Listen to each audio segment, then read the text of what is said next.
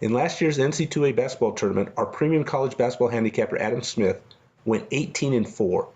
So I asked him why he has historically done so well in March, and what advice he could give to college basketball bettors looking to invest in this year's tournament. March Madness is like taking a final exam.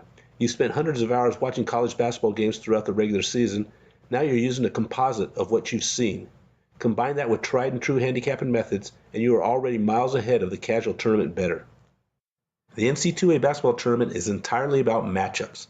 For the most part, teams entering the tournament have established their identities, and now we can evaluate how these teams are trending. Unlike the typical college basketball Saturday, where there might be as many as 125 line games on the board, the tournament allows you to zero in on specific matchups. Do you see any edges that really stick out?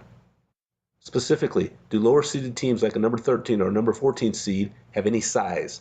Because they're going to be playing higher seeded teams that have supreme athletes at nearly every position.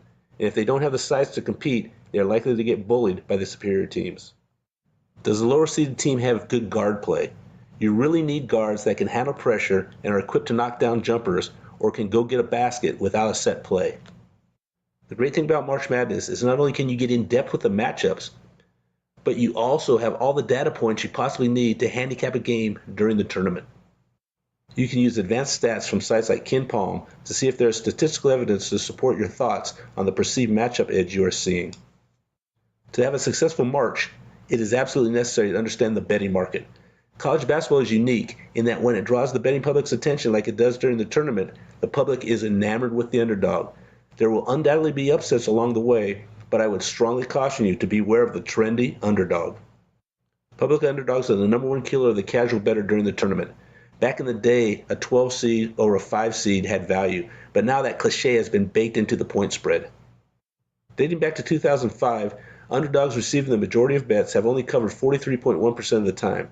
The first week is even worse, with trendy dogs in the first 4, round of 64, and round of 32 only covering 40.4% of the time. We're not advocating blindly betting against the public, but if you aren't taking this information into account, you are doing yourself a disservice.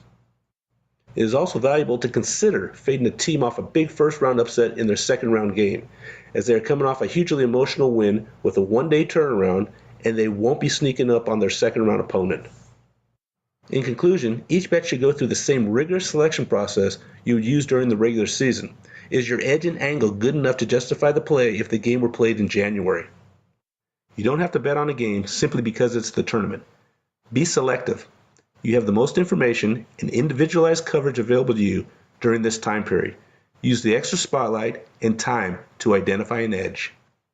Enjoy the tournament and good luck.